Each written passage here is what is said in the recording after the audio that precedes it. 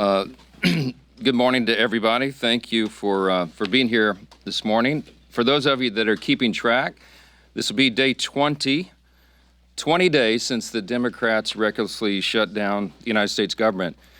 And the Democrats are making some very costly history here. Don't lose that in all that's happening. This is now the third longest shutdown in history. And when you look at it carefully, it is now already the longest full shutdown of all time. You had an example in 2018 and you had one back in 1995 that were longer, but they were partial shutdowns because they only affected a part of the federal government. This is everything. And it's also important for us to note, this is the first time in history that any party has had the audacity to shut down the government over a totally clean, nonpartisan continuing resolution. This is a political stunt, and it's the first time it's been done, and it is the most costly, most selfish, most dangerous political stunt in the history of the United States Congress, because as we have stood here day after day after day explaining all the Americans who are being harmed by this nonsense. And the Senate Democrats have zero shame about this. They don't have any shame at all about the pain that they're inflicting upon hardworking families, upon soldiers and law enforcement officers and veterans and the elderly and the disabled and women, infants, and children. Services to all those categories and paychecks to those folks are being stalled because Democrats are playing games. Today, Leader Thune in the Senate will once again bring the clean, nonpartisan CR to the floor for a vote. They will have another chance. Democrats will have their 12th opportunity to pass the bill. It is the same bill that they themselves supported just 7 months ago, and Chuck Schumer gave impassioned speeches on the floor about how it was the only option. And don't forget, they did it 13 times under the Biden administration. Very similar measures, but not now. Something's changed. Over the weekend, we saw what it was all about. The Democrats made crystal clear that this is about politics. The politics were on full display. The politics, the spectacle, is what the mobs, the crowds, the rallies this week were all about. It was quite ironic, though. The irony was very glaring. They called it the No Kings Rally. But the great irony, of course, that we pointed out over and over was if President Trump was a king, the government would be open. If President Trump was a king, he would have closed the national parks and the National Mall, so they couldn't have had the rally out here. By the way, that's what President Obama did during the shutdown in 2013, closed all the parks and the National Mall. Here in Washington, you had Senators Bernie Sanders and Chris Murphy and Cory Booker and others marching in the streets. Now, these are the same senators who voted over and over to shut down the legislative branch and hand the reins to President Trump. They're decrying the situation that they themselves created. This has always been about the spectacle. Chuck Schumer himself joined the spectacle in New York City. And it's interesting to note his activities there. He was standing side by side some of the most radical groups that maybe ever assembled on U.S. soil. They openly advertised as co-sponsors of the event in New York City the Communist Party USA, the Democrat Socialist of America, the Freedom Socialist Party, the Young Communist League of New York, many others. Do we need any further evidence? They're not hiding this. They're out in the open. They're not shy about it, because this is the core constituency of the modern Democratic Party. These are objective facts. Look at what's happening. Open your eyes. It is exactly why Chuck Schumer is pandering in this whole charade. We've explained from the very beginning, this shutdown is about one thing and one thing alone: Chuck Schumer's political survival. Now, I noted on Friday, the lead organizer of the rallies this weekend issued an open threat to Democrats. Quote, "The cavalry is coming in on October 18th, and they're either going to be celebrating with you, or they're going to be calling for new leadership." Now that's a direct threat to Chuck Schumer, and he heard the message. And so did Hakeem Jeffries in the House. And that's why neither of them were here doing their jobs. Instead, they were out in New York and California. They were catering to the same radical base that is just days away from electing an open Marxist as mayor of New York City. And now that Chuck Schumer has had his spectacle, he's had his big protest against America, this is our plea. We're asking, and I think everybody in this room and everybody watching, listening to our voices this morning should be hoping that he is finally now ready to go to work and end this shutdown and stop inflicting pain on the American people. Republicans have been working. We are ready. We've been doing this. It's been over a month now. We passed our responsible short-term solution to keep the government open while we just simply finish our work to fund the government openly and transparently. And Republicans are completely united on that front. On the other side, Democrats can't even agree amongst themselves. You got different subgroups among them. You've got a few reasonable Democrats who know shutdowns hurt the people, and they've already voted for our bill. They want to keep the government open. Then you've got others desperate to prop up the failures of Obamacare with no reforms whatsoever to make the program more affordable. That's what we're fighting for. And you've got AOC calling for her own negotiations on live TV, and you've got Chuck Schumer and Hakeem Jeffries still unable to articulate what it is they need to reopen the government. It illustrates the point once again. This was never about a solution. It was about creating an issue. Now that Democrats have had their protest and publicity stunts, I just pray that they come to their senses and end this shutdown and reopen the government this week. Republicans are waiting, the American people are waiting, and we are ready to act.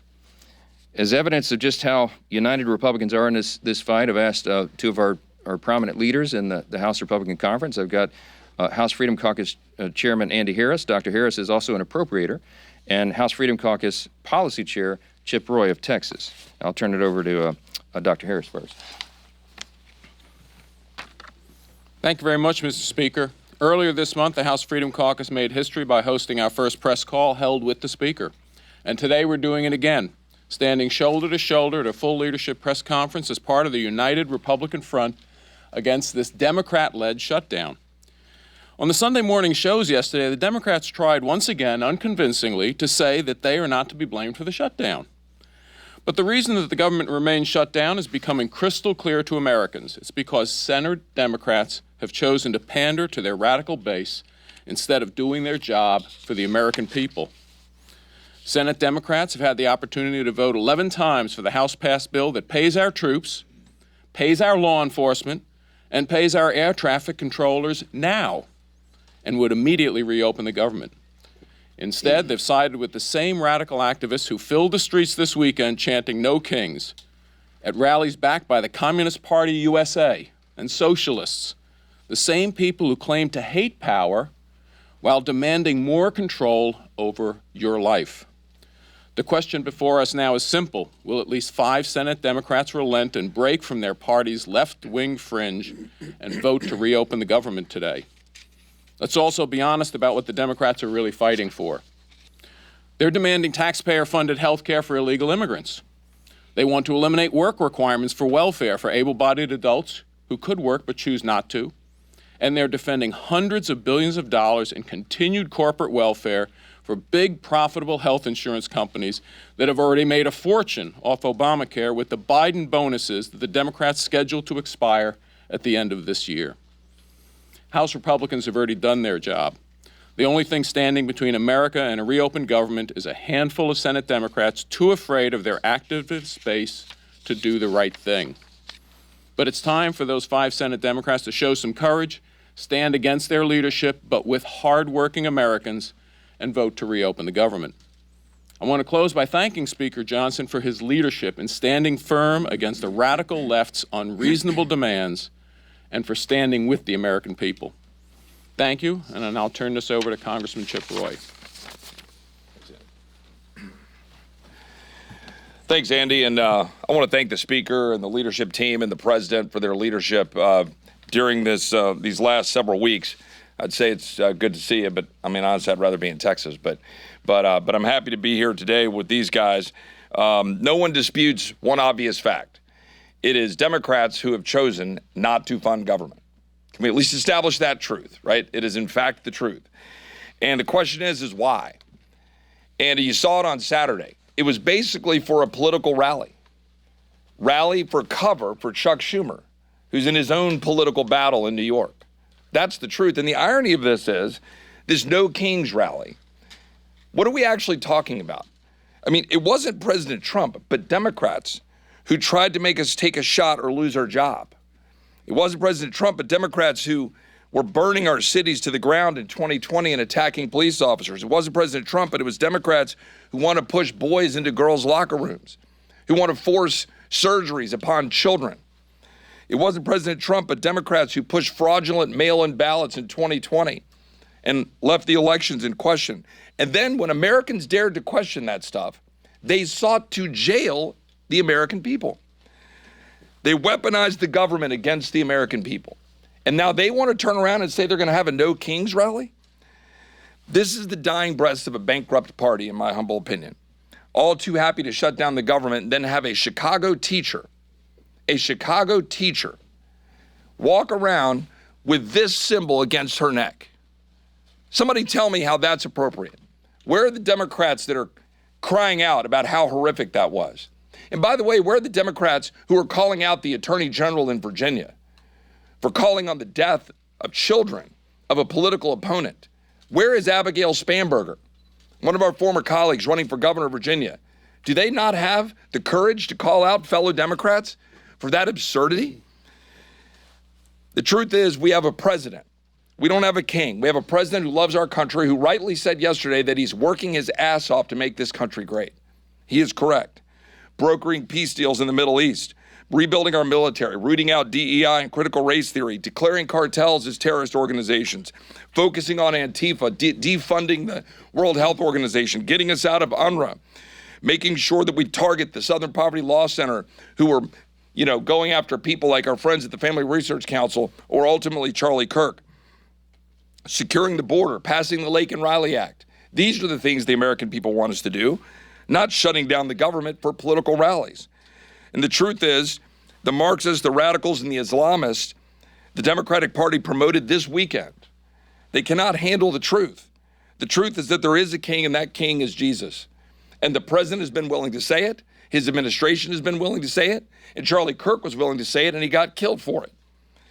Democrats are using this ridiculous political exercise to hold hostage the government of the American people, pretending it's about health care. Meanwhile, it is Democrats who've been holding the American people hostage to an unconscionably broken health care system that they themselves created. We're saying no more. We're the party that's standing up for hardworking Americans who can't afford health care, who can't afford insurance. We're not for giving more money to the insurance companies. We're not for a $400 billion blank check to big corporate America and corporate welfare, like my friend from Maryland said. We're not for health care for illegal aliens, but for standing up for American citizens to be able to afford health care, to carry forward the president's good policies like short-term limited duration plans and other ways that people can actually go and afford health care. We're for law and order. We're not for hate-filled lawlessness. We're for common sense, not radical surgeries on our children without parental consent to say a boy can be a girl. We're for a message of hope, hope born in the freedom of those who fought to give it to us through their blood and also through the blood of our Savior, Jesus Christ. Republicans are working to make America great again. Democrats have been trying to run out the clock. And for Hakeem and Chuck, their time is up. I'll turn it over to Steve. Thank you, Chip. Well, you could see Republicans are united strongly in working to open the government back up. We all voted to prevent a government shutdown, and that bill went through the House weeks ago on almost exclusively a party line vote. And since then, for weeks and weeks, that bill has been in the Senate, where Democrats, led by Chuck Schumer, consistently have voted to shut the government down. And we've said all this is about is Chuck Schumer trying to appease his most radical base, the most far-left elements of the Democrat Party, the people who have taken over the Democrat Party. Frankly, they've held Chuck Schumer hostage, and so now Chuck Schumer is holding the American people hostage. And this weekend, we got to see on display what that Hate America rally we've been talking about was really all about. And you could see some of the signs. These are just a few. But over and over again, you could see signs like 8647. I think everybody knows what that's about. Multiple signs like that advocating for the death of our president. And where are the Chuck Schumers of the world calling that out? They didn't call it out. They actually went and celebrated with those people that are advocating for the murder of President Trump and other Republicans. It's insanity. Yet that's where the Democrat Party in Washington has gone. Most Democrats around the country don't buy into that far-left radical socialist base that Chuck Schumer's catering to. And that's why so many are walking away from that party. But in the meantime, that's who is controlling the Democrat Party here in the United States Senate. and in Congress. And that's why we continue to be at this stalemate, not because there's some ability for us to come together and find a common ground. We've been trying. We had a provision in the working families tax cut that would have lowered premiums for families, healthcare premiums, by 11%. It was scored by the Congressional Budget Office to do that. 11% reduction in premiums for families. And you might ask, well, why is that not law of the land? Because it passed the House. Well, when it got over to the Senate, it was Senate Democrats who went to the parliamentarian and fought to get that provision removed because they don't care about lowering premiums for families. They really don't, and they showed it over and over again. What do they care about? They care about catering to the most radical elements of their base. You could see the sponsors, and it's been mentioned before, the Communist Party of America, the Socialist Party. Well, that's who's taken over the Democrat Party. That's not who America is. America is not a socialist nation. It's surely not a communist nation. But the Democrat Party here in Washington is trying to pull the country down that rat hole. We've seen it over and over again. That experiment's been tried time and time again, and you could go look at the scrap heap of history to see other countries where it's failed. Why won't they go protest over in those countries and just be a part of those countries where it's already failed? But they come here and they lie about our president. They call him a king, where ironically, they're also advocating for the death of that democratically elected president. And so you've got to see it all on full display. And hopefully that's what Chuck Schumer needed to go through to show them that he's still keeping the government shut down to appease that group. But now that rally is over. And the pain that he has inflicted on American families continues. It's time for Chuck Schumer to end the pain he's inflicting on millions of American families. And finally, vote. Just 5 Senate Democrats need to come together to vote to open this government back up again. We still have big differences, and we'll be negotiating our differences in the weeks ahead. But it's time he releases the American people from this crazy experiment. With that, bring up our whip, Tom Emmer.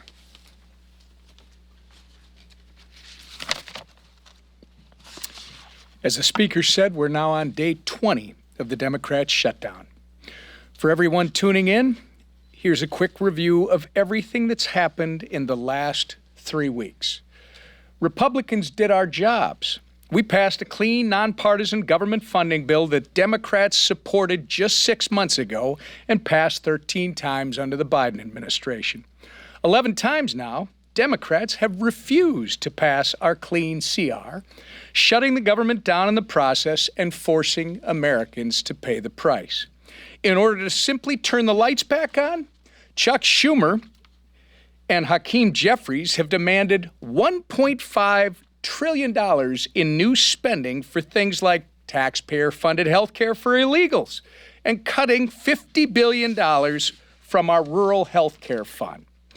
They've taken the American people hostage while pointing fingers at us for refusing to concede to their absurd wish list of demands. But Republicans have been clear. We will not negotiate under hostage conditions, nor will we pay a ransom. The Democrats' position is totally unreasonable. It's hypocritical. And it's pure partisan politics in a desperate attempt to score points with the radical, pro-terrorist wing of their party. Now that their Hate America rally is over, I hope that at least 5 Senate Democrats will finally do the right and responsible thing by breaking ranks with Chuck Schumer, passing our clean CR, and reopening the government. If they continue to refuse, we're going to continue to hold them to account. And I hope members of the media in this room are going to do the same. With that, I turn it back to our Speaker, Mike Johnson.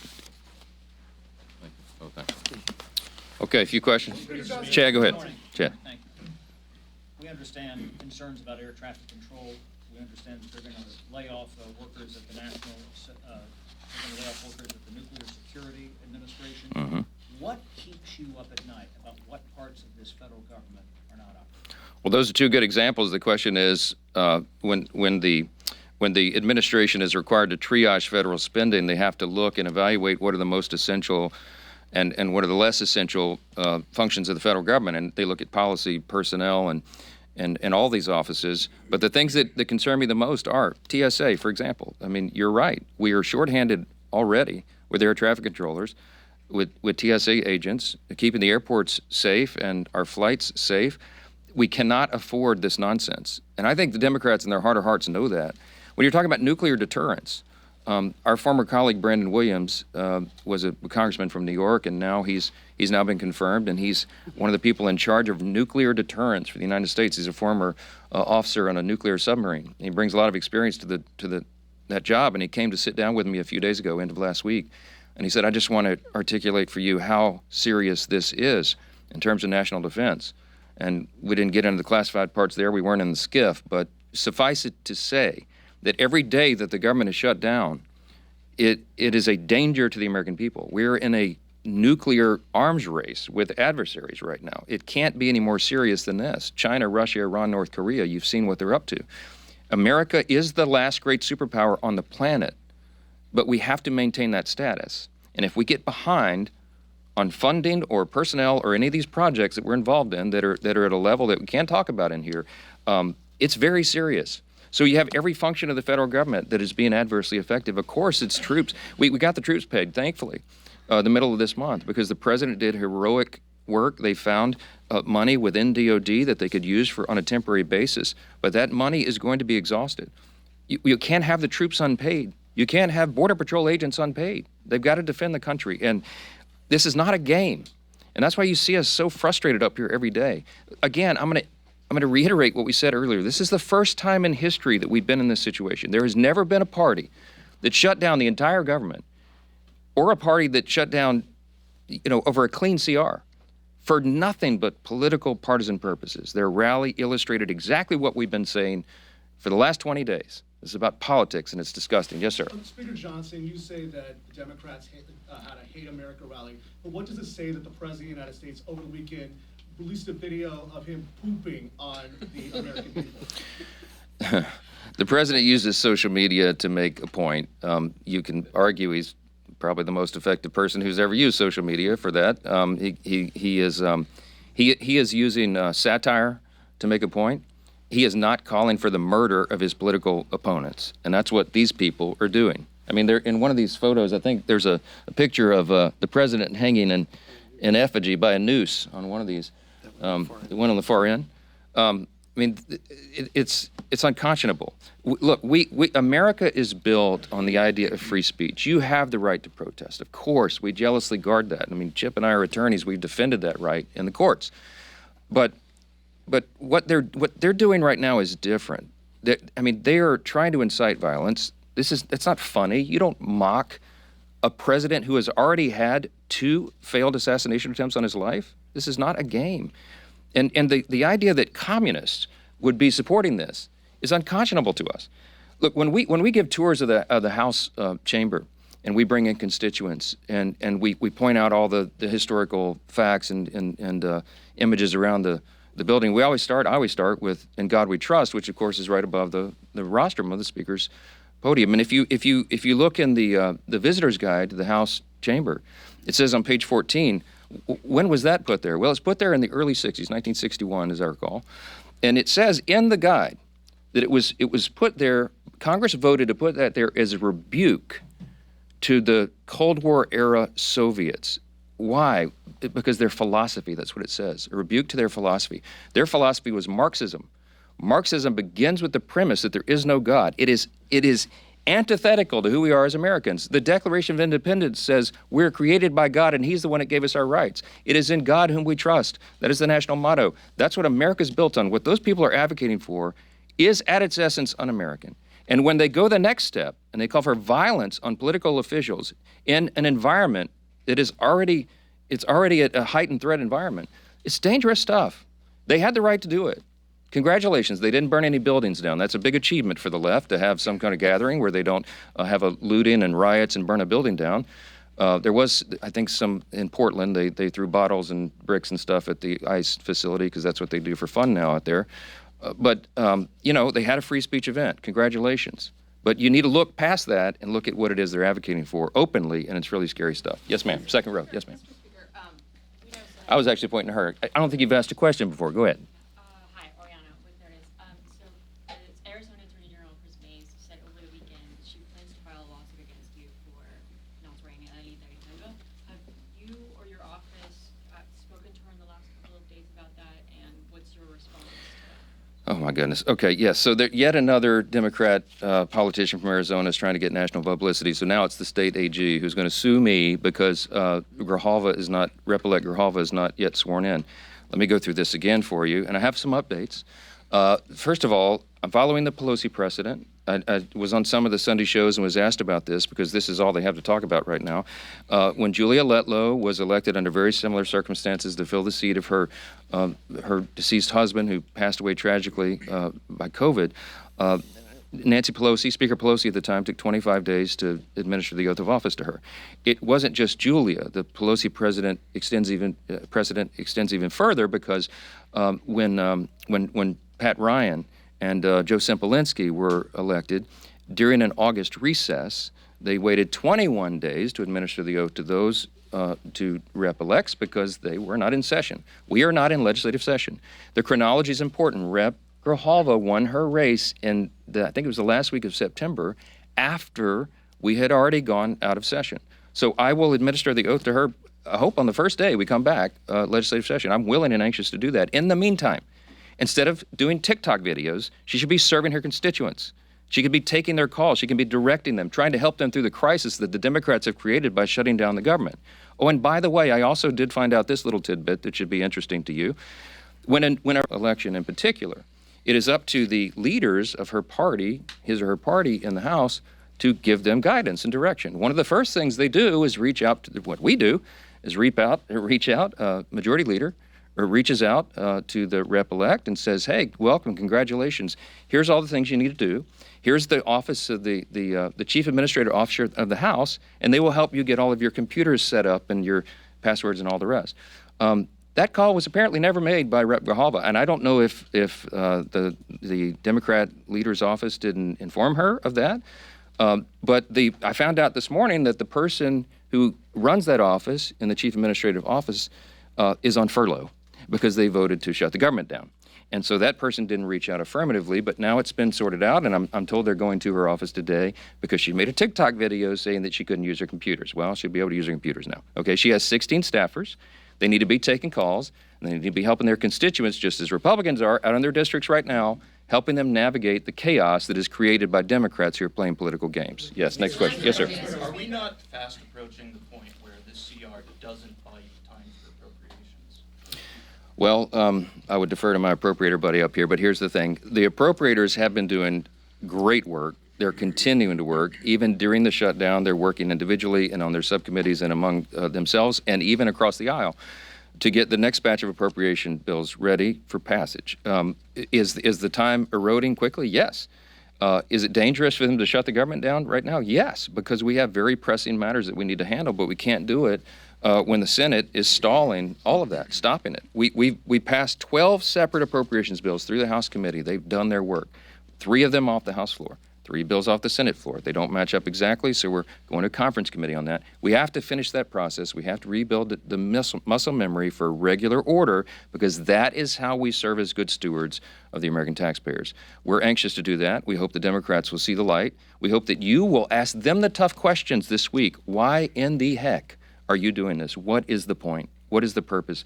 And don't let them say it's about Obamacare subsidies because that was always going to be the subject of debate internally and across the aisle between the caucuses and amongst everybody in the month of October. And they are now eating up the clock for us to have the thoughtful debate about reforms and things that might be necessary if indeed that's going to be extended. So it's on them. You need to ask them the tough questions. We're here to do the work. We'll continue to do it. Thank you all. Thank you.